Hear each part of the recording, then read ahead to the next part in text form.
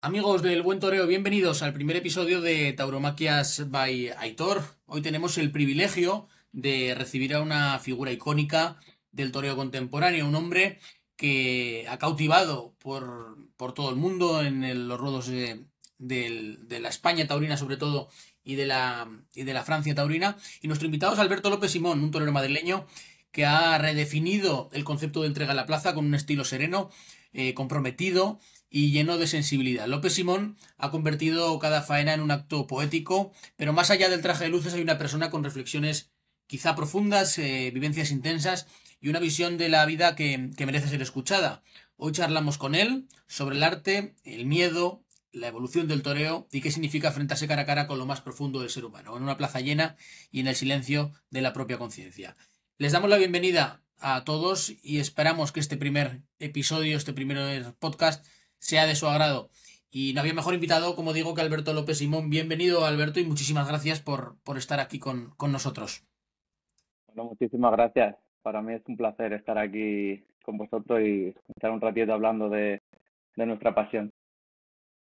Pues te quería preguntar desde el principio, oye, que cómo fue la vida de López Simón, cómo empezó el Alberto López Simón novillero, aficionado al mundo del toro, hasta que lleguemos a la actualidad. Así que vamos a ir, si te parece, paso por paso y preguntarte, oye, cómo empezó Alberto López Simón en esto de los toros. Empezando como una familia tradicional y normal en España, los toros es algo que sobre todo anteriormente había varias cadenas públicas que emitían corridas de toros y no unos grandes aficionados de ir a la plaza, de ser abonados, pues los toros estaban en la televisión como algo natural, igual que cuando llega, pues ahora el mes de julio, está por la tarde el Tour de Francia, eh, pues muchas veces llegaba y estaban los toros. Y la verdad que fue algo que siempre me cautivó y me llamó muchísimo la atención.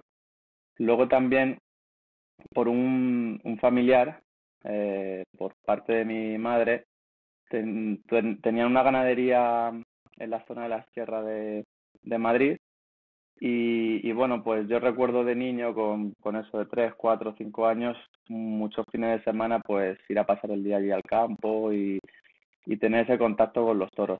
Luego eso ya desapareció y tuve ahí como un tiempo de sequía a nivel taurina y, y se reavivó mucho, bueno, por un buen amigo mío que bueno, que luego fue mi mozo de espadas y también banderillero mío que estaba en la escuela taurina y bueno, somos del mismo barrio de Barajas y pues muchas tardes de verano al final pues le debía incordiar demasiado, que todo el tiempo le preguntaba y cómo era todo ese tema de los toros, cómo entrenaban, con dónde toreaba y ya fue él el que incluso me animó y me dijo, bueno, pues, ¿por qué no te apuntas tú a la escuela taurina también? Y bueno, ahí fue el primer paso y la primera gran sorpresa en casa. ¿Y cómo se recibe eso en un hogar en el que te dicen, oye, que vas a ser, que quiero ser torero? Pues la verdad que, que como que a mi madre le explotó la cabeza y incluso a mi padre también, porque anteriormente pues yo estaba en un equipo de fútbol, también estuve compitiendo en un club de esquí, que es una de mis pasiones, y, y en ese verano, precisamente en septiembre, yo iba a empezar un curso que me tenía que ir a estudiar fuera y para centrarme como en el esquí y era mi ilusión, lo que estaba yo ilusionado y lo que mis padres decían, es lo que le motiva. Y de repente, de un día para otro casi llegué y dije, mira, ya no quiero dejar la matrícula en el mismo colegio que estoy y quiero ser torero. Y bueno, creo que como de niño tenía tantas inquietudes y quería probar todos los deportes, etcétera, etcétera, mis padres tampoco me tuvieron muy en cuenta. Yo creo que dijeron, bueno, esto es una etapa más de esas de sus locuras, hablaba por esto, pero será cuestión de meses.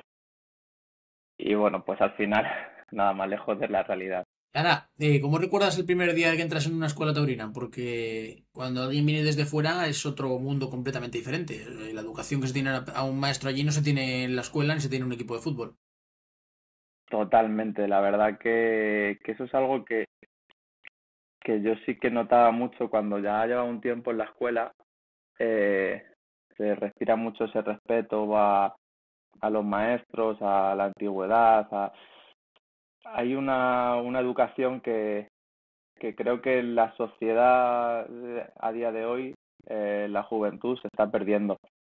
Y yo notaba mucha diferencia de cuando iba por la tarde allí a entrenar, el ambiente de respeto que se respiraba a cuando a lo mejor iba al día siguiente a clase, a mi instituto, y entraba allí, porque en la escuela llegaba el maestro, no sé, Gregorio Sánchez abría la puerta de la nave donde entrenábamos y todo el mundo se cuadraba. Y al día siguiente iba al instituto, estaba todo el mundo entre clase y clase ahí un poco alborotado y entraba el profesor y ni caso. La verdad que yo en esa época, o sea, todavía era joven, pero decía, lo más normal es que no sea ni torero, pero por lo menos me está llevando me estoy llevando una educación y un saber estar que no es fácil que se aprenda en la sociedad que hoy en día creo que estamos viviendo.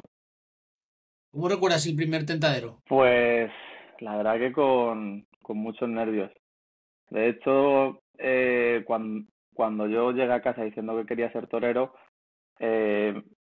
como mi estrategia o mi pequeña mentira hacia mi madre fue que simplemente quería entrar a la escuela taurina para aprender cómo era el toreo, cómo era el toreo de salón y poder opinar con algo de criterio cuando fuera a ver una corrida de toros, no hablar por hablar, pero que nada de querer ser torero ni nada de eso. Entonces, eh, cuando llegó el primer tentadero, después de muchos meses, porque la verdad que el inicio de la escuela fue duro, porque yo recuerdo, llevaba varios meses allí entrenando y recuerdo un día que había un tentadero que fueron todos de estas vacas que la Escuela de Madrid compraba y para los chavales así más nuevos, menos nuevos, para todos. Y prácticamente quitando a los del grupo del maestro Bernardo, que era el grupo más avanzado, que ya toreaban novilladas y demás, que esos hacían tentaderos en ganaderías que les cedían las vacas a la escuela. Eh, este tentadero llevaba a 90% de los alumnos que estábamos allí y yo me quedaba. Al principio fue un poco complicado. Pasando ya todos esos meses, hubo un día una llamada que pues llamarían en hora que yo estaba en el colegio y cuando llegué mi madre me lo dijo, mira, han llamado de la escuela taurina que para ir mañana al campo. Y yo estaba pues emocionado y para organizar las cosas y demás. Y me recuerdo a mi madre, acuérdate que tú me dijiste que solo querías aprender a torear de salón y que entonces les he dicho que no puedes ir, que no querías ir, de hecho. Bueno, y al final quedó en esa anécdota y bueno, mi madre siempre me lo recuerda. Fíjate. Y la verdad que, bueno, a lo que me preguntaba, la verdad que ese primer tentadero, pues fíjate, yo es que cuando entré a la escuela no sabía ni montar la muleta, ni coger un capote, absolutamente nada, de cero, cero. Y al principio pues era volteretas y volteretas y volteretas y muchos nervios y mezclados con muchísima ilusión. Ahora, el momento en el que... ¿Hay algún momento en el que tú ya percibes que puedes ser torero y que puedes dedicarte como te has dedicado, al nivel que has llegado o no? Bueno, la verdad que yo la ilusión y la fe siempre la tuve, y mi personalidad es cuando quiero algo, quiero llegar a lo más alto. O sea, tengo ese punto de ambición, o más que de ambición, de tomarme las cosas en serio. Lo que pasa que sí es verdad que cuando yo entré en la escuela el primer día, la frase que está en el alto de la nave me la grabé muy a fuego en mi cabeza. Y la verdad que decía, llegar a ser toro es, bueno, figurar al toro es un milagro. El toro te podrá quitar la vida, pero la gloria jamás. Y yo sabía, digo, o sea, ya como la alternativa me parece algo complicadísimo y bueno, y llegar a torear en las ferias importantes, pues creo que será casi imposible, pero bueno, o sea, el camino se va haciendo paso a paso y bueno, nunca me he sentido, eh, yo siempre más bien he sido como de verme como de los peores, ¿sabes? Entonces, a medida que iba pasando pues un tentadero, otro, iba evolucionando, y digo, coño, pues a lo mejor, mira, pues voy evolucionando, y iba paso a paso. Entonces, más que mirar muy lejos, iba a intentar mirar a corto plazo y cuando veías que se iban cumpliendo las pequeñas metas, pues ya te mentalmente ibas asimilando, eso, pues a lo mejor sí que puede ser. Yo creo que de la escuela habrá sido de los que más alto ha llegado de todos los que han pasado. Bueno, quizá de la historia reciente, porque sí, hay que recordar que hay uno por ahí que se llama, creo, Juli, que, bueno, Joselito, bueno, ha habido Pero bueno, grandiosas estás en ese figuras. top 10. Bueno, no lo sé, la verdad que nunca me he sido muy de pensar en esas cosas, pero sí que me siento un afortunado de lo que yo conviví, con los compañeros que coincidí. La verdad que me siento muy afortunado de lo que he podido vivir y conseguir delante del toro. Eh, soy nada más que doy gracias a Dios porque sí que es verdad que un hombre que fue muy importante en mi vida, en mi carrera, que es José Luis Maganto, me lo decía, mira Alberto, toreo es muy bonito, pero o sea, merece la pena si lo bonito es estar arriba. Si no, lo otro es sufrimientos, putadas por la mañana, por la tarde, por la noche y sin sabores. Y bueno, pues durante un tiempo pude vivir cosas muy bonitas. Fíjate, eso me lo dijo también el maestro Spla. De si no vienes para ser el mejor o de los mejores, es mejor no estar. Claro, sí, yo creo que no merece la pena. Luego consigue uno lo hasta donde puede, pero por lo menos que cuando uno llegue y diga me voy o te acuestes un día después de una tarde de toros que diga, mira, no he triunfado a lo mejor porque no ha podido ser, pero yo sé que lo que tenía, o sea, yo me he vaciado. Y así uno siempre yo creo que duerme tranquilo y puede ir con la cabeza bien alta. Ahora, otro de los momentos más importantes de la carrera de un torero es el debut de Luces.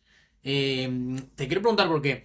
Ya desde el principio tenías claro, porque esto es muy importante y sobre todo cuando eres un alumno de una escuela taurina, le dais mucha importancia a elegir el nombre artístico. Y en tu caso no sé si lo tuviste claro desde el principio, porque igual pusiste Alberto López o cuál fue la idea principal. Bueno, de hecho, hay, yo no sé si un par de carteles por ahí que yo tenía mucha admiración por el maestro Silvetti y en un par de carteles incluso sale Alberto López Silvetti porque me encantaba Silvetti y sinceramente a mí mi nombre no es algo que me guste, ¿sabes? No, pero ya de darle tantas vueltas dije, mira, mis dos apellidos y fuera. Y así se quedó. Ya luego, al principio tú sabes que cuando estás sin caballos que nadie te conoce, tal, y oye, pon este chaval, no sé qué, y unos ponían Alberto López, otros Alberto López Simón, otros López Simón, y luego ya se quedó López Simón por abreviar y yo creo como que era más reconocible. ¿Y ese debut de Luces cómo lo recuerdas? Pues la verdad es que debuté en Torrejón de Ardoz, una novillada de Pablo Mayoral, y yo estaba muy verde. No, ya Estaba dura para muy debutar. verde. Bueno, la verdad o sea, yo la recuerdo dura, pero porque yo estaba muy verde. La novillada, luego analizándola, ya con el tiempo, Sí. salieron novillos muy buenos. Lo que pasa que cuando uno está tan verde y con tanta inexperiencia, pues al final es normal que los animales te cojan y parecen peores de lo que son. Pero bueno, pues estuve la mitad de la tarde volando por los aires pero la recuerdo con mucho cariño. La verdad que ponerte por primera vez el vestido de luces es, para mí, que es algo que le tengo tanto respeto, para mí fue algo impresionante. ¿El traje de luces te lo hiciste, te lo cedieron, te lo regalaron? Pues fíjate, esa tarde eh, estaba previsto iba a torear, si no me equivoco, Mario Alcalde, eh, y por edad no pudo torear, por la edad. Y entré yo a sustituirle, pero esto fue, no sé, con 5 o 6 días de antelación. Entonces yo no tenía ni vestido de luces, ni tenía montera, ni zapatillas, no tenía prácticamente nada. Y el vestido de luces debuté con un lila y oro de Eduardo Gallo, que me lo prestó. Y la montera fui esa misma mañana a comprarla, o sea que fue un día de muchas emociones, pero que tengo un recuerdo muy, muy bonito. ¿Cuántas novilladas pudiste torear de Sin Caballos? Pues yo creo que toreé 40 y, 40 y pico. Bueno, entre novilladas, las becerradas, clases prácticas de la escuela. Yo no sé si toreé 47, ahora me pillas, pero como 47 festejos ese año. Miento, perdona.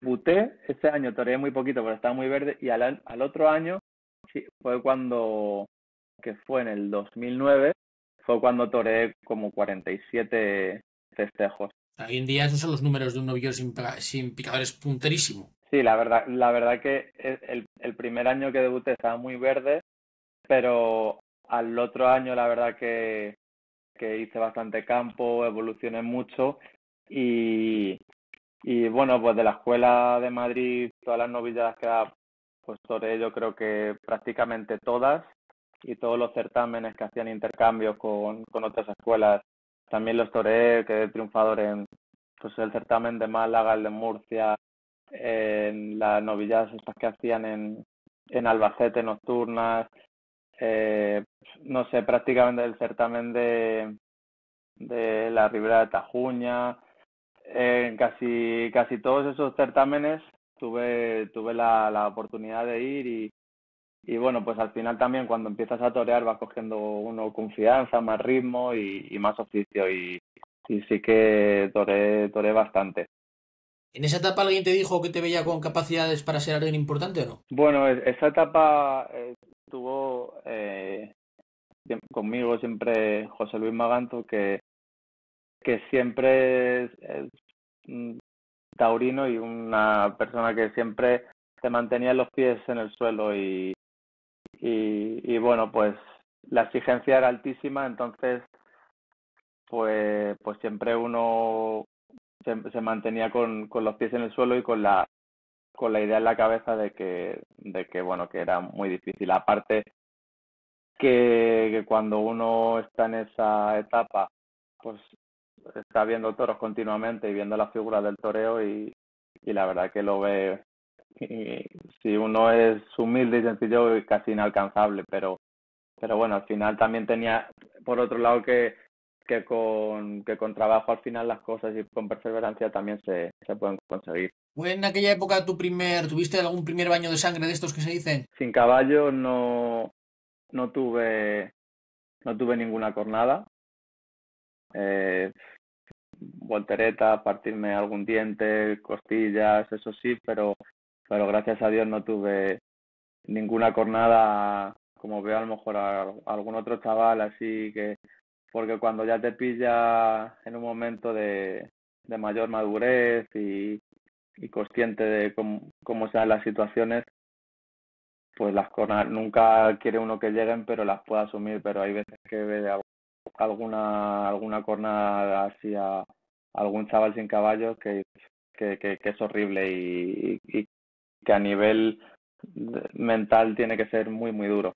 Y gracias a Dios ningún percance grave. La etapa con caballos, ¿cómo llega? Porque ahí se supone, hay casos que no, ¿no? Hay ciertas excepciones que ya abandonas la escuela, en los que ya te tienes que buscar, como quien dice, la vida, y en los que pasas de muchas novilladas a, o si eres muy puntero, no torear tanto. Pues en mi caso, la verdad que al principio, cuando se acercaba, pues eso, el mes de marzo por ahí, había muy pocas cosas hechas y debuté con caballos en la Monumental de Barcelona por otra sustitución y ahí ya la verdad que ese día fue un día muy importante. Corté solo una oreja, pero fue de estas faenas que a uno se le quedan grabadas en la mente y, y bueno, pues al final se quedó una oreja porque esto, que le pegas una estocada acá en lo alto y se amorcilló el animal y no se echaba.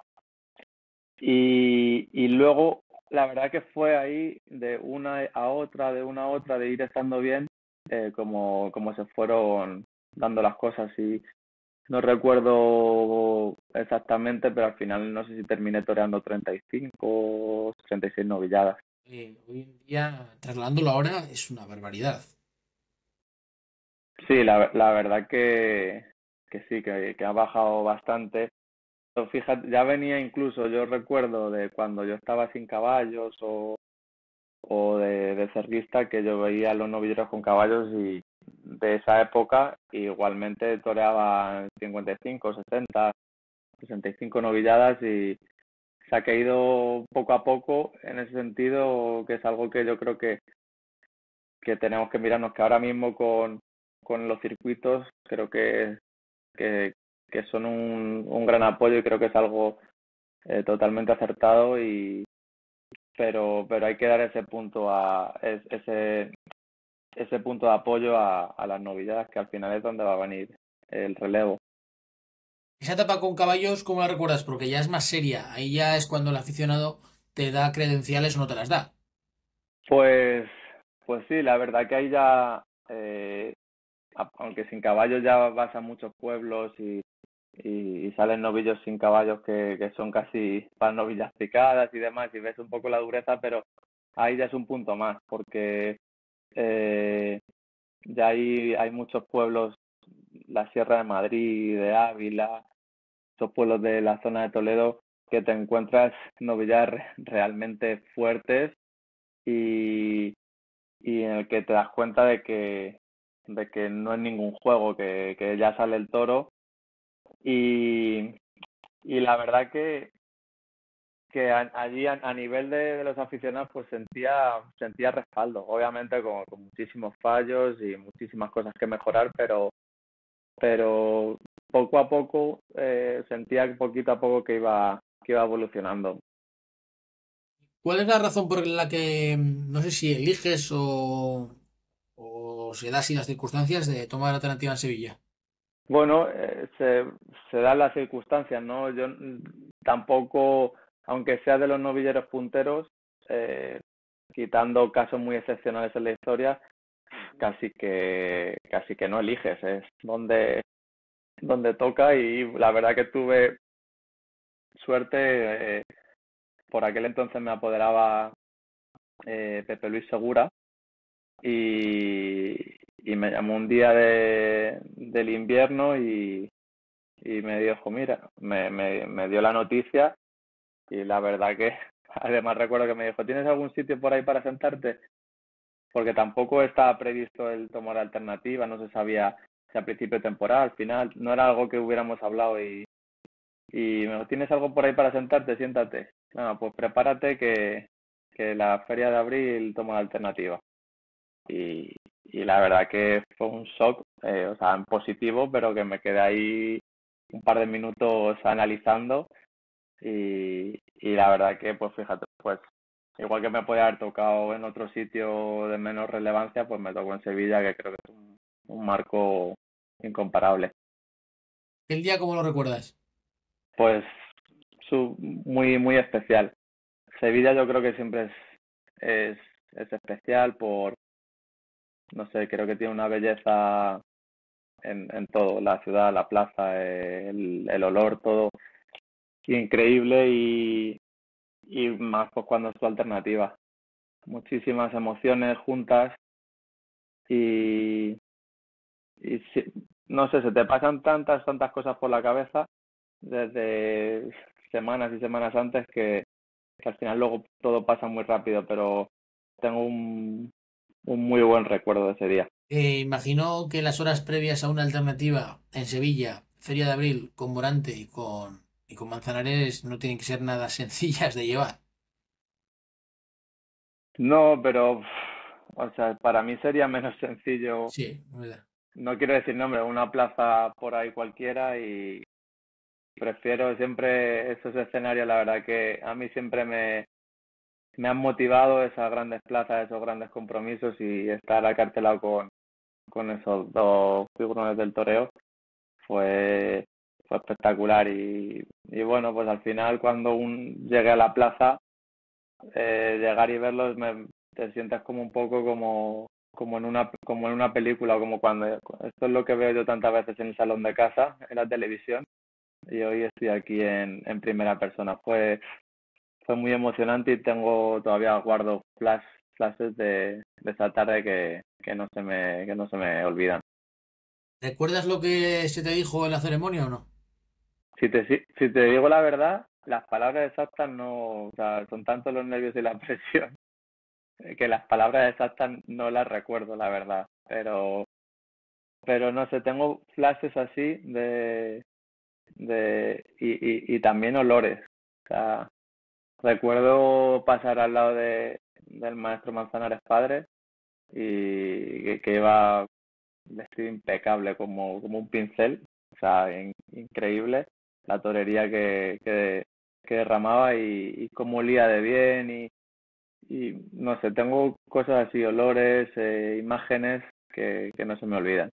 Es verdad que los olores son una de las... Hay habido mil estudios de eso, ¿no? De que son unas cosas que más nostalgia producen. Es decir, cuando recuerdas un olor te lleva directo a un momento determinado. Te traslada totalmente, sí, sí, estoy totalmente de acuerdo contigo. Y ya te quiero preguntar, porque hay una cosa muy evidente, ¿no? Tu vínculo con Madrid ha sido quizá el epicentro de tu carrera. O sea, es que es decir López Simón y es hablar de las ventas. Pues sí, la verdad que yo creo que es innegable que gran parte de lo que he podido conseguir o de lo que he podido hacer en mi carrera ha sido gracias a Madrid. Madrid le estoy y le estaré eternamente agradecido. De hecho, cada paso por delante de la plaza eh, muchos días, prácticamente casi todos los días y no puedo no girar y mirar y agradecer a esa plaza y a su afición.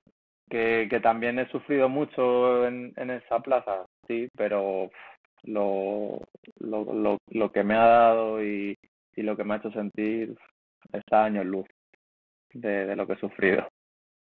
Ahora, en 2015, ¿qué desayunaba López Simón? Porque aquel año yo creo que sería para darle tu receta a todo el mundo.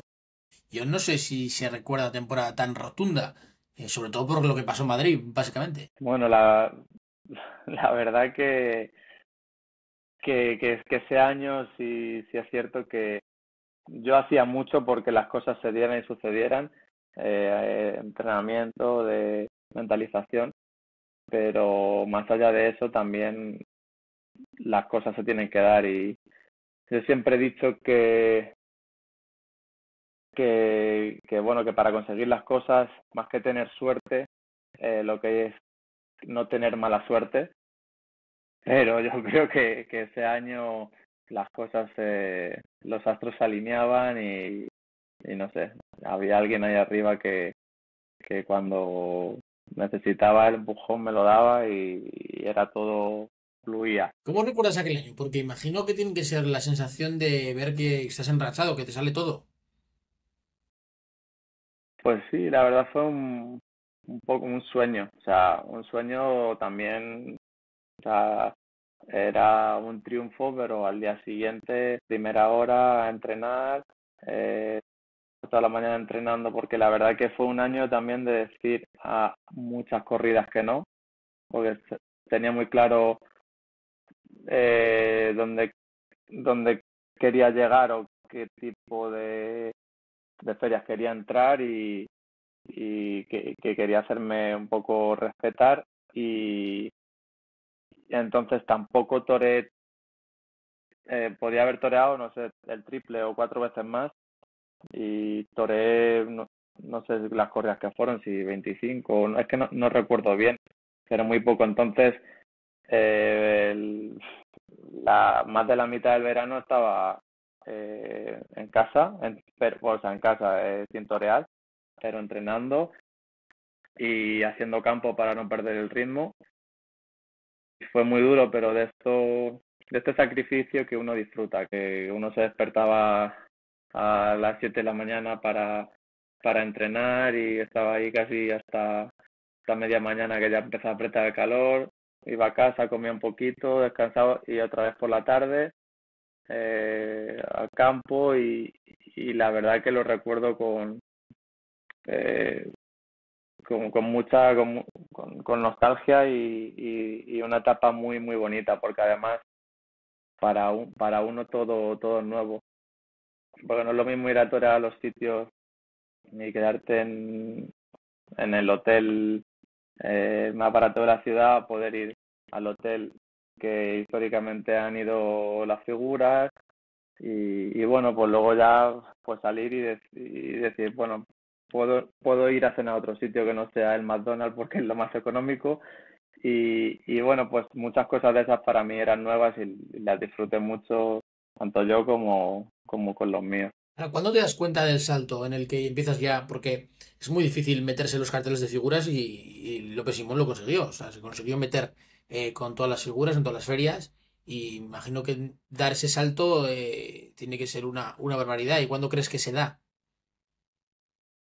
Pues yo creo que casi que cuando se suceden esas dos primeras puertas grandes en Madrid consecutivas, ahí yo es cuando ya como que mira, prefiero torear menos, pero eh, intentar meter la cabeza en estos carteles y, y prácticamente desde ahí ya voy entrando y también me abren las puertas de esos grandes carteles, prácticamente desde el principio. Mis, mi corrida, la primera fue el 2 de mayo en la primera puerta grande en Madrid y luego finales de mayo la segunda ya en San Isidro y luego mi tercera corrida ya con el maestro Ponce y con Talavante en Istres, sustituyendo a Manzanares. Ahí ya empiezo a entrar un poco en esos carteles y la verdad que, pues eso, que era como ir cumpliendo sueños y las metas que uno iba teniendo. Ahora, la tarde aquella de otoño es recordada como una tarde épica. Yo no sé cómo la recuerdas. Pues la verdad que fue una tarde, pues la clásica tarde de Madrid dura, eh, porque, bueno, comenzó el primer toro que me pegó una cornada y bueno, era un mano a mano con Urdiales y me pegó una cornada el primer toro, le pude cortar una oreja y, y la verdad que tuve que entrar a la enfermería obviamente con unos dolores muy fuertes, pues frenó el pitón como con la pelvis y tenía unos dolores muy fuertes y me tuvieron que anestesiar la zona local en lo que toraba Urdiales su segundo toro y cuando ya fui a salir de la enfermería, la verdad que tenía unos dolores enormes, ya me fui quedando frío y tenía unos dolores muy muy fuertes y, y ya andaba ahí medio cojo. Al segundo toro mío le pude cortar otra oreja y, y después de el tercero, mi último toro, fue el que, pues no sé, al final lo lidiaron, todo iba bien y cuando lo fueron a cerrar el voladero el toro se partió una mano. Y yo no sé si hay alguien arriba que decía, este hombre ya no puede más con su cuerpo y no sé, y no pude ni ponerme con la muleta, solo matarlo porque se le salió una mano al toro y no... pero sí recuerdo que fue una tarde de dureza porque la corrida tampoco ayudó mucho y bueno, pues la exigencia de Madrid es la que tiene que ser y es la que fue ese día. Pero ¿es verdad entonces eso de que la adrenalina es tan fuerte que prácticamente, bueno, acabas de decir que tenías unos dolores inmensos, pero la adrenalina te hizo sobrellevarlos o porque claro, lo vemos desde fuera y me parece una barbaridad. Te puede ayudar un poco, pero la verdad que los dolores eran muy, muy fuertes y eso que tenía una anestesia local, pero luego, o sea, el pitón entró como justo por donde acaba el glúteo y ahí atrás y fue hacia adelante, como hacia el abdomen, y frenó ahí con la pelvis. Entonces, la anestesia local te pinchan alrededor de la zona donde entra el pitón, pero todo el destrozo de dentro, aunque no cogió obviamente, porque si hubiera cogido alguna arteria, alguna vena importante, no hubiera podido salir, evidentemente, pero al final con la pelvis, con el hueso, todo ese edema y todo ese golpe en el hueso, la verdad, ahí no llega la anestesia y los dolores eran la verdad que muy, muy fuertes, que la adrenalina te ayuda, obviamente el cuerpo cuando tienes un toro delante, que pues al final yo creo que tu mente se fija más eso en el toro, en el instinto de conservación que en el dolor, pero los dolores son fuertes. Pero allí el doctor te dijo que no salieras o... Sí, sí, obviamente, claro. Eso, pero yo lo tenía muy claro que porque el día de mi alternativa me pega una cornada el toro de mi alternativa entrando a matar y bueno, fruto de la inexperiencia. Bueno, me había pegado una cornada de novillero en el campo que me partió el gemelo y, y era mi primera cornada en una plaza y además en un día tan importante. Entonces me metieron en la enfermería y lo típico, pues bueno, pues yo creía que me cierren y ahora salgo. Y cuando ya estaban terminando de operar, que yo estaba medio despierto, oye, es que no puedo salir, no, o sea, no puedo mover las piernas, que no, es que tú de aquí ya te vas al hospital porque tú tienes puesta la epidural y no puedes mover las piernas ni nada. Y me dolió tanto no poder salir a rematar el día de mi alternativa que lo tenía muy claro que cuando entraba a una enfermería yo iba a ser dueño de la decisión, siempre, siempre cuando la situación lo permitiera, ¿no? Y, y bueno, pues al final ahí, siempre que entro en una enfermería y la situación lo ha permitido, me ha gustado hablarle al doctor con claridad, mira, y que el doctor me hablara con claridad.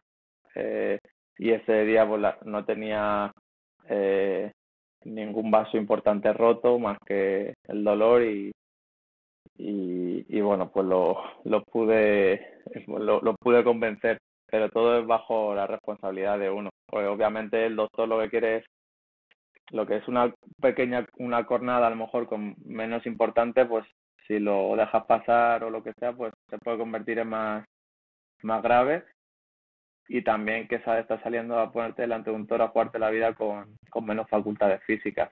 Entonces, como doctor y como profesional, pues no, nunca quieren que salgas. Ahora, con total honestidad, si no le hubieras cortado una oreja al toro anterior con la cornada que llevabas, que no era pequeña, ¿hubieras salido o no? Porque tenías media puerta grande abierta. Claro, obviamente eso yo creo que lo ves un poco más cerca, ¿no? El objetivo que quieres alcanzar, pero mentalmente siempre, eh, no sé, viendo a las grandes figuras del toreo, creo que que las que yo he intentado como beber y de sus fuentes y fijarme, aprendí como que siempre que uno tenga algo que dar o tenga ese punto de energía, creo que para mí, no digo otros, o sea, siempre he querido salir.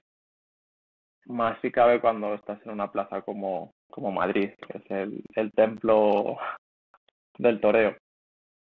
Yo creo que, a ver, me tenía que haber visto la situación, pero te diría que sí, además, con lo que ha sido, lo que es Madrid y lo que además a nivel personal ha sido siempre, eh, siempre hasta que uno no le quede ni una pizca de gasolina, tiene que salir.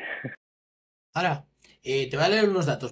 Desde novillero con picadores hasta matador de toros han sido 329 festejos de luces.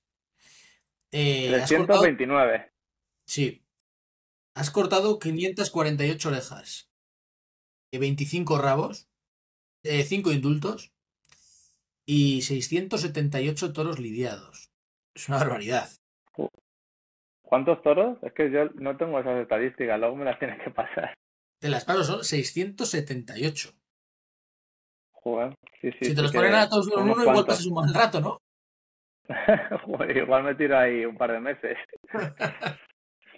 Pero sí, sí, la verdad que nunca siempre he sido más de moverme y guiarme por sensaciones, pero bueno, la verdad que ahora desde mi posición de retirado y de jubilado, pues siempre es bonito saber y tener una contabilidad.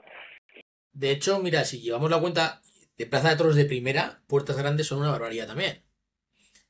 Sí, Eh, Madrid, por supuesto, esas cinco, San Sebastián también, Arles por dos veces.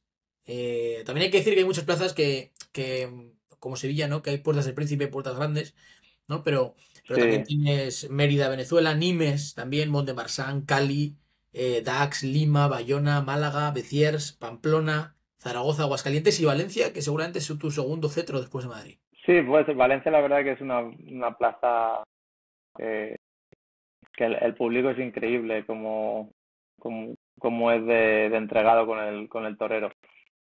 Una muy buena feria y bueno, plaza, porque feria también, la de julio también es una gran feria, tanto Fallas como Julio. Ahora, yo te quiero preguntar, porque esto quizás es defecto profesional, ¿no? El otro día, pues cuando hago otro tipo de entrevistas, yo soy de Bilbao, entonces me sale siempre hablar de Bilbao. Yo creo que has tenido de las peores experiencias de tu vida fue en Bilbao. Sí, puedo decir que tendría que recordar así si ha habido otras, sí, pero sí, Bilbao la verdad que fue una experiencia bastante dura y desagradable. Y algo que luego tampoco he tenido la oportunidad, o no sé si la oportunidad, quería pasar página de explicar realmente cómo, cómo fue, cómo se dio. Es que hay que recordar que toraste dos tardes en aquella feria, Ujú. en la que la segunda, creo que era Garrido Rocarrey y López Simón, Roca Correcto, sí. Rey es herido y la empresa opta por dejarlo mano a mano con un mosqueo de Bilbao tremendo porque entendían que ahí no cabía mano a mano posible, que había que meter otro torero y hospitan ya en el paseillo. Sí, la verdad que yo venía ese día, al ser agosto, venía prácticamente toreando a diario y si no recuerdo mal, no sé exactamente, pero no sé si fue, creo, Almería y luego fui a Puerto Llano o una plaza, un pueblo por Castilla-La Mancha o Manzanares. Creo que te diría que no. Y además ese día recuerdo que corté, no sé si 4 orejas y un rabo, 4 orejas y 2 rabos. Y me monté en el coche, mañana Bilbao de nuevo, porque la anterior tarde había sido una tarde que la corrida pues no funcionó y bueno, Juli con Ponce, pero que bueno, que di buen nivel y me quedé con ganas de volver a Bilbao y venía como dicen ahora, ¿no? Con buenas sensaciones de las tardes anteriores y tenía muchas. Entonces me monté en el coche, obviamente sales a las 11 de la noche, te pones de ruta y llegas de madrugada a Bilbao. Y entre que lo que puedes dormir en el coche más tal y estás ahí en temporada, los horarios a los horarios en esa época, llegas de madrugada a los hoteles, duermes, te levantas un rato para comer y o sea que prácticamente no tiene uno el contacto con la cuadrilla porque la cuadrilla se levanta, se va para el sorteo, comen juntos, al final uno está ahí metido como en su cueva en el hotel, con las cortinas echadas para poder descansar lo máximo posible.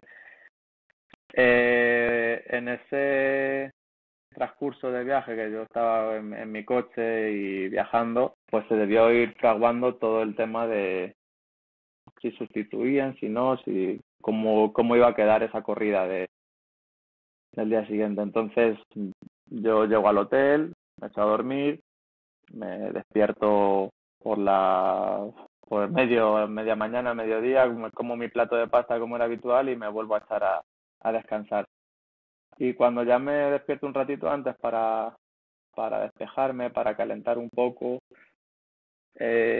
tomarme un cafecito y ya empezar a vestirme, pues ahí es cuando llegó el que en esa época era mi apoderado, Julián Guerra, y oye, mira, que esto va a quedar un mano a mano, porque esto era lo mejor, porque tal y porque cual. Ah, bueno, fantástico, pues si tú lo has decidido así, me parece fenomenal, pues ya está. Cuando salgo, claro, yo con total desconocimiento salgo a hacer el paseillo en Bilbao y pues Garrido y yo. Y ya empieza el público a pitar. Para mí estaba totalmente desubicado, no sabía ni el porqué ni de dónde podía venir esa pitada, pero dije, bueno, al 50% para Garrido y para mí. Pero ya cuando terminé el paseillo y yo iba a torar mi primer toro, salí, abrí el capote y ya uno escucha todo lo que te gritan y me empezaron a acusar que si yo, ese día todo lo que podía salir bien o mal, todo salía mal y entre mal y peor salía peor siempre. Ya obviamente mi cabeza estaba en otro sitio, además me acuerdo que fui a descaballar el primer toro, el descabello salió disparado al tendido, casi a un aficionado, ya todo eso fue incrementando hasta que mi cabeza explotó ya y me dio un ataque de ansiedad muy fuerte, algo muy desagradable en público, televisión, o sea, es algo que no desearía nadie. Y, y bueno, pues lo menos que uno espera cuando uno entrega toda su confianza a tu representante y a tomar esa decisión, lo mínimo que uno espera es que por lo menos que personalmente, perdóname, he tenido yo la culpa, esto es culpa mía, te pido disculpas, no sé qué. Y, bueno, pues ya está, no te preocupes, no pasa. Pero lo mínimo que uno espera es que salgas afuera y te pongas y des la cara de las cámaras o la prensa y decir, mira, señores, esto que ha sucedido ha sido así, y no esconderse. Pero bueno, al final, eh, en esa relación que había de apoderamiento, estaba claro quién quería ser la estrella y el que más se hacía notar y quién el títere. Entonces, bueno, me comí la mierda, me comí todo y bueno, y esa es la historia real eh, que, que se dio.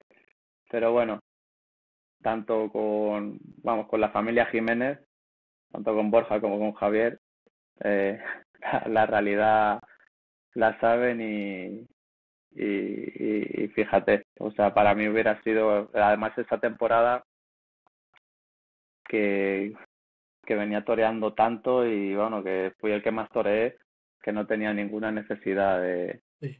de pero por el otro lado sí que eh, tenía como mucha necesidad de a ver 6 toros y a ver si en vez de ganar uno se puede ganar 1,5.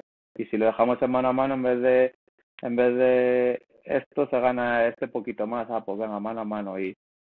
y al final, pues bueno, pues un error que uno se da cuenta ya con el tiempo, cuando una persona mira más por su interés que por la carrera y por el beneficio, pero son cosas del pasado que ahí quedan y bueno, esa es la verdad de lo que sucedió aquel día.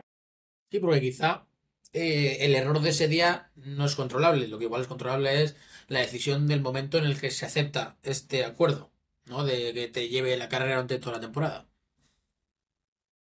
Sí, o sea, sí, es que fue ese día tan desagradable que yo ya, por desgracia, no puedo continuar la lidia, Pero es que yo no entro a la concibo enfermería. que no te consulten nada, aunque sea que te despierten un momento y te lo pregunten, porque es que estamos hablando de que vas a matar 3 toros en Bilbao. Claro, creo que es una decisión bastante importante, que no al final es un festival o una corrida en un pueblo. Creo que estás hablando de una feria, pues, de las más importantes y con más relevancia de toda la temporada y es de que menos que informar o preguntar, o qué te parece que voy a tomar esta decisión.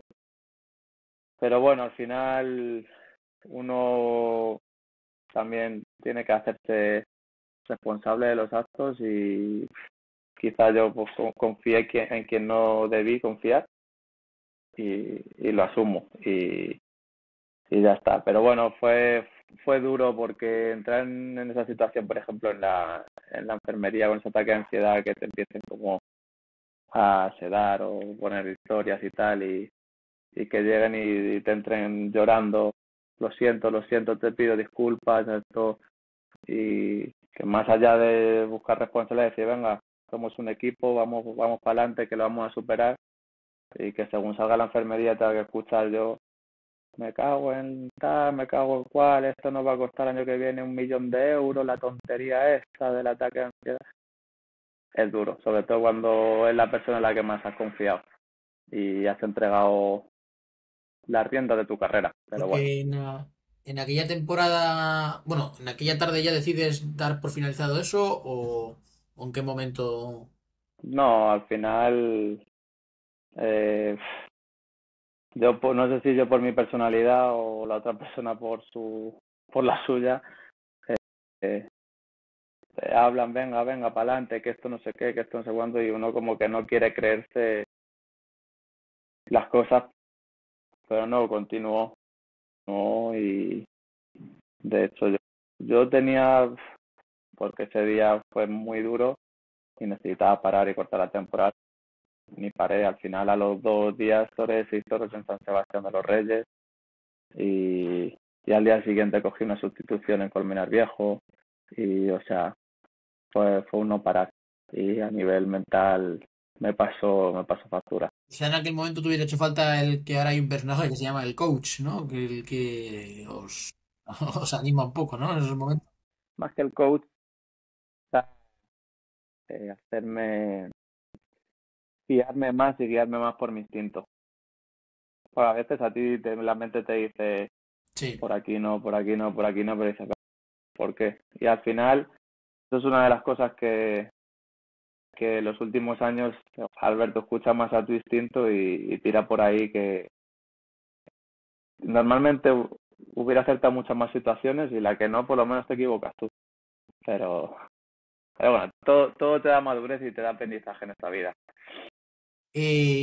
Ya quiero preguntarte por la retirada, ¿cuáles fueron los motivos, la causa? Porque igual va un poco guiado por este instinto del que hablas, ¿no? Pero la verdad que es algo que, joder, fue sorprendente, llamativo. Bueno, eres consciente, imagino, de ello, vamos. Sí, sí, sí.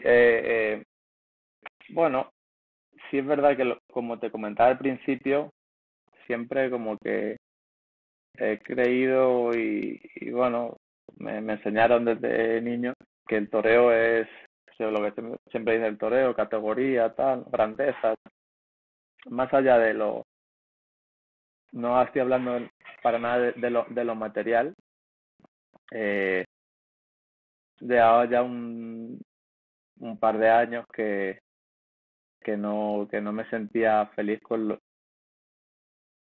como, no sé si cómo estaba o dónde estaba a nivel de llegaba a sitios, a plazas y no me ubicaba.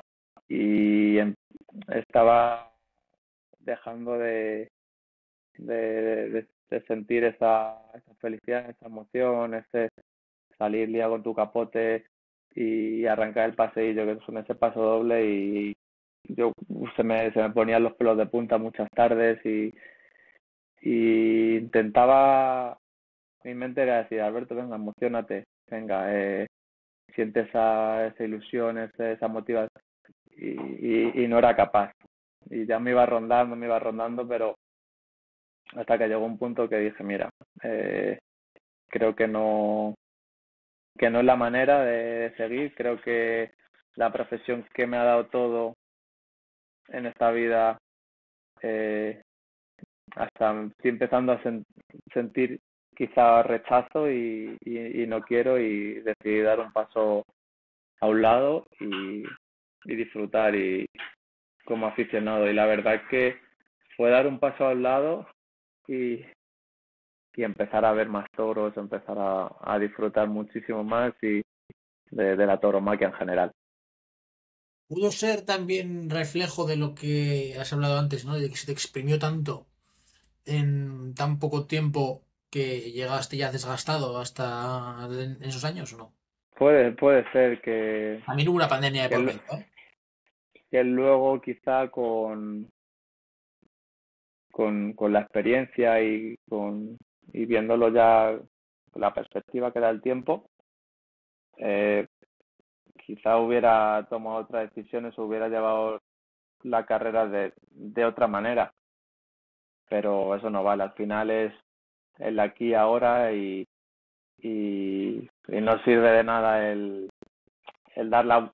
pensar más de la cuenta, es una cosa que quedó en el pasado, pero bueno, ¿se podía haber gestionado de otra manera? Pues seguramente sí, pero, pero bueno, es uno también tiene que mirar hacia adentro y decir, bueno, yo que pude hacer mejor, pues seguramente yo pude hacer también las cosas mucho mejor y en vez de a lo mejor quizá un punto que a nivel artístico como torero me quedé muy bloqueado por mi estado mental o una de esas quizás esta como inseguridad en mí que se creó, pues quizá a lo mejor tenía que haber sido capaz de superar eso y seguir evolucionando como artísticamente como torero. Pues al final no se dio eso, o grandes maestros como el maestro Curro Vázquez y cosas que antes me hablaban y yo quería entenderlas, pero era mentira, no las entendía y ahora en la tranquilidad de estar retirado, mira si esto es lo que me quería comentar el maestro y, y ahora lo veo y antes no era capaz de verlo. Muchas veces el menos es más, es mejor. Es curioso porque si hablamos a nivel económico, desconozco la profesión que estás ejerciendo. Si no me equivoco, hablaban de que temas de inmobiliarios, que luego te preguntaré, pero económicamente te compensaba más seguir, ¿no? O sea, porque es muy difícil hoy en día una profesión en la que se gane tanto dinero como esta y eliges dejarlo. O sea, esto habla muy bien de tu ética, de tu forma de ser. Sí, además a mí yo, Alberto López Simón, bajo mi punto de vista, como yo veo las cosas, eh, mm, pues a mí incluso me animaban, no hombre, ¿cómo vas a dejar? O se hace una temporada de despedida que ya verás que como Igual te eres van muy a poner joven más para hacer una temporada de despedida, ¿no? Hubiera sido un poco extraño ver a López Simón haciendo una temporada de despedida siendo tan joven. sí, pero que muchas veces que es una como un recurso, venga, la de despedida y bueno, yo en ese momento no lo veía así, no lo veía, eh, no sé cómo decirte, no me iba a sentir a gusto, me parecía que es como, no lo sé, era algo que yo decía, mira, si hasta aquí hemos llegado, hasta aquí hemos llegado, no tiene sentido alargar esto más. Bajar la Y agonía. para mí, claro, lo más sensato y creo que lo más puro era, mira, no tengo ahora mismo a nivel interior nada que ofrecer, sí, puedo ir al campo, puedo de repente un día sentirme muy a gusto, pero no tengo esa motivación para mejorar, para salir a competir con las grandes figuras y creo que ahora mismo no tengo la motivación para, lo consigas o no, decir, quiero llegar a este grupo de figuras de arriba. No lo veía, entonces, igual que de novillero sin caballo, decía, esto es muy difícil, pero poco a poco lo voy a conseguir. Estaba en un momento que decía, no lo veo. Y bueno, fíjate, desde que me he retirado, no sé, habré toreado un par de veces en el campo en casa de mi amigo Antonio Paya y luego fui a México al cumpleaños de mi amigo Luis Marco y la verdad que he sentido cosas sin estar entrenando, que no entreno ni nada más allá de salir a correr con mi perro y tal. Sí, ¿cómo puede ser que sin entrenar, simplemente teniendo la mente despejada, disfrutando, estando tranquilo, ha sentido artísticamente una mejora sin casi coger los trastos? Y eso me hace mucho disfrutar poner los toros en televisión y ir de vez en cuando a alguna plaza con mi mujer o con amigos y disfrutar como el que más. La pregunta de oro es si vas a volver o no. Pues la verdad que a día de hoy, o sea, como te digo, voy viendo las cosas un poco sobre la marcha, pero a día de hoy te puedo decir que no, que estoy, la verdad que tranquilo, relajado y creo que ahora mismo el nivel ahora mismo de muchas de las figuras que hay es muy alto y el precio que hay que pagar para llegar a esas cotas y pelear por estar ahí, eh, a día de hoy no estoy, lo pongo en la balanza y no sé si soy capaz de ese sacrificio, de salir de, pues ahora mismo de la vida relajada que llevo, de cuando me apetece hacer un viaje, viajar, cuando me invita un amigo a su cumpleaños, pues ir con la total tranquilidad, porque lo que sí tengo claro es que cuando uno decide estar en activo y torear, eh, la vida es prácticamente de militar o como un convento, ¿no? Tiene que estar uno enfocado, pero al final el toro es el animal más celoso que hay.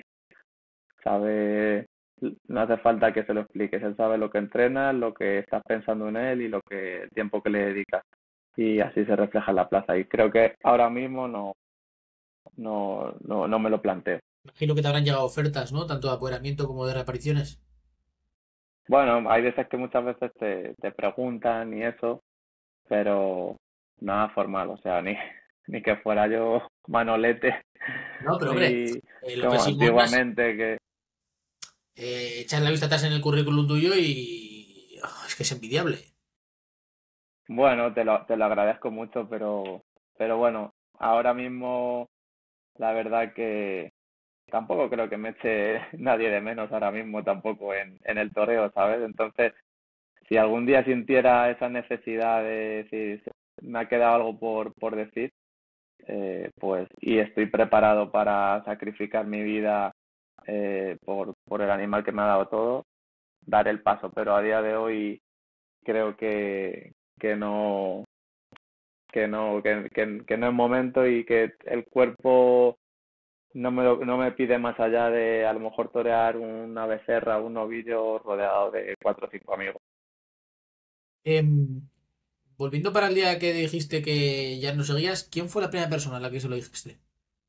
Pues la primera persona que se lo dije fue a mi mozo de espadas, yo creo, a Iván. Y luego creo que la segunda llamada acto seguido fue a mi apoderado de ese momento, a Diego Robles. Y luego ya no te sé decir exactamente si pues mis padres, a la que soy día mi mujer y así a la familia, bueno, y también a la cuadrilla. Si tengo que decir que me elijas el apoderado de tu carrera, porque has hablado de Diego Robles solo con lo que has hablado, me parece que le tienes una admiración tremenda. Y de Curro Vázquez también. Me gustaría que me digas, oye, ya sé que es muy difícil, porque realmente te he puesto en un brete, pero oye, ¿Cuál es el apoderado con el que recuerdas? Yo creo que Curro Vázquez igual, por lo que has comentado antes, ¿no? Pero el que recuerdas con más cariño, con más huella te ha dejado a nivel positivo. Creo que a nivel que hayan dejado una huella en mí, eh, no me gustaría dejar pasar, por ejemplo, a José Luis Maganto, que fue, él nunca, como él dice, él nunca ha sido apoderado, pero siempre ha estado al lado del torero, preparándolo, mentalizándole y guiándole y dentro de toda su dureza, pero que no es una dureza más allá de, o sea, es muy duro, pero al final se queda corto porque luego sales a la calle y es más duro el toreo. Eh, Me enseñó muchos valores y a no ser un engañado de esto, sino decir, mira, si no te ponen no es porque, nada, es que el toreo está muy mal, es que son injustos, es que no, si no te ponen es porque no es lo suficientemente bueno. Eh, Curro también fue una persona que en las charlas, esas conversaciones, eh, pude ver mucho de él e incluso disfrutar esos ratitos de salón cuando decía, mira, no, toca de esta manera o toca de esta otra, y cogía la muleta y luego ya me la devolvía y digo, no, quédatela tú un ratito más que Es quiero cuestión verte. de sabiduría, ¿eh? Sí, sí, sí. Y tiene además un saber estar y un carisma especial que es espectacular. Pepe Luis Segura también le guardo un gran cariño a la etapa y creo que es de los últimos apoderados románticos de estos independientes que quedan, aunque está apartado, pero le guardo mucho cariño. Y obviamente, bueno, Diego Robles también la verdad que me aportó mucho esta última etapa, también la recuerdo, eh, pues fue muy bonita y sobre todo es una persona, un taurino con tantas vivencias, tantas anécdotas que bueno, que me ha aportado mucho también. Y la verdad que bueno, siempre cada uno te deja alguna enseñanza y bueno, no sé si quizá me esté dejando alguno por ahí, pero bueno, creo que esos son que, los que más recuerdo. Se había parado. No sé dónde se ha parado, dónde te has cortado. Hablando de las vivencias con el maestro Diego Robles. Bueno, que es lo que te comentaba de Diego, que es un taurino, una persona con tanta vida, con tantas experiencias, tantas anécdotas que la verdad que lo recuerdo con, con muchísimo cariño y tengo unos recuerdos muy bonitos de, de esa etapa. Y la verdad que al lado de los toreros que ha estado, pues siempre esas historias pues a uno le motivaban y le dejaba mucho aprendizaje. ¿Y ahora mismo qué hace López Simón? ¿Cómo es su día a día? ¿De qué trabaja? Si se puede saber. Bueno, pues con un socio que tengo, bueno, y con mi amigo Antonio Paya, hijo, que él tiene su constructora, pues eh, él tiene su constructora por un lado y luego hicimos una aparte que compramos casas para reformar y vender y bueno, siempre después de algunos sinsabores en, en negocios a nivel económico, pues ya lo que quiero es lo que haga, hacerlo con amigos, con gente de máxima confianza y que bueno, que luego sean competentes en su sector y como yo desde que empecé en joven en los toros, pues es a lo único que me he dedicado en cuerpo y alma. Gracias a Dios, pues el toreo me ha dado a conocer mucha gente importante y talentosa en sus sectores y lo que he ido desde la humildad acercarme a ellos e intentar aprender y bueno, y ahora mismo pues estamos haciendo algún tema de esos y montamos también un pequeño fondo y bueno, pues ahí echándole horas y aprendiendo y que al final es como todo. Uno empieza, ahora mismo estoy sin caballos, pero uno poquito a poco con dedicación y con interés, pues va aprendiendo. Quiero pedir a ver si nos puedes contar alguna anécdota que te haya pasado a nivel... bueno, normalmente siempre os pasan cosas, igual te pillo ahora a pierna cambiada, ¿no? Pero, pero a ver si me puedes contar alguna. Pues a ver, una de las anécdotas así que, que tengo fue, eh, me llamaron en una época que yo estaba justo sin apoderado para, para sustituir a Roca Rey en Chota 2 tardes. Y bueno, en esa época yo llamé a que ha sido toda mi vida mi mozo de espadas, a Iván. Bueno, le pasé la llamada y dije, mira, llamarle a él, que es la persona mía de confianza y lo gestionéis todo con él. Y bueno, a los 5 minutos me llamó Iván, oye Alberto, mira, me ha llamado esta gente, pero no va a poder ser, porque por fechas es imposible. Eh, Tú toreas el León un domingo, aquí en España, León, España, toreas un domingo y las corridas estas son lunes y martes en Chota, que es Perú. Entonces no hay tiempo físico y no hay manera de llegar. A nivel económico, la verdad que era súper rentable y le dije, mira a ver, mira a ver la logística, si hay alguna manera de encajarlo para que se pueda organizar. El caso que se pudo organizar, pero los tiempos eran súper, súper justos. Toreé en León, yo iba el tercero en el cartel y pedimos el favor a ver si podía ser eh, el primero y el cuarto. Y entonces toreé el primero y cuarto y me fui corriendo al aeropuerto porque el vuelo salía a las 12 de la noche. Eh, ¿Qué pasa? Que esas tormentas de verano llegué al aeropuerto con el tiempo muy justo, pero llegamos, conseguimos facturar el equipaje y cuando nos montamos en el avión, una tormenta impresionante en Barajas. Se retrasó como 3 horas el vuelo.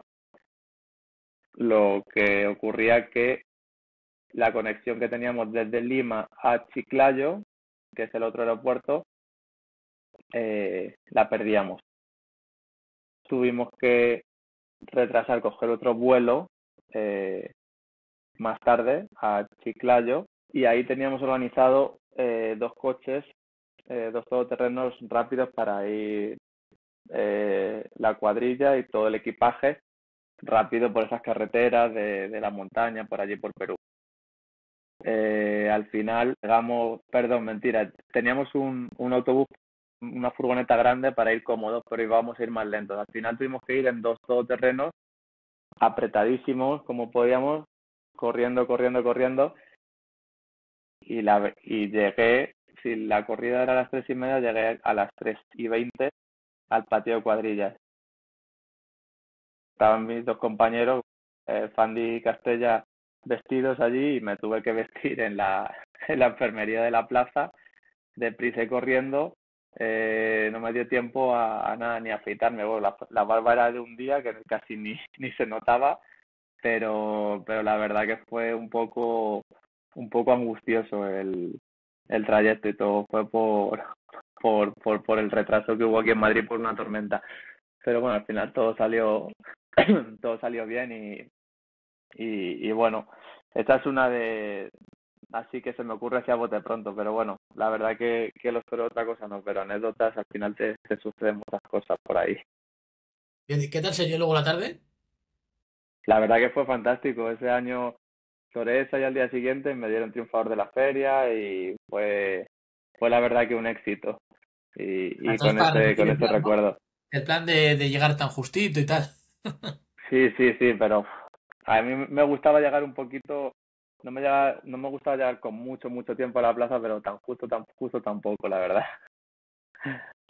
La verdad que no te sé decir pero seguramente algo se retrasaría. La verdad que también Chota, que es una plaza con bastante aforo, hasta que se llena, a veces empieza un poquito con retraso los festejos, porque la verdad que la cantidad de gente que va es increíble.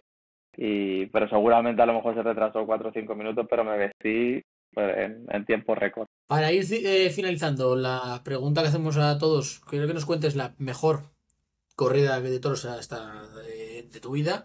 Creo que contigo no va a pasar lo que nos contestan muchos de no, está por llegar. Contigo no. Ahora mismo no te lo planteas, ¿no?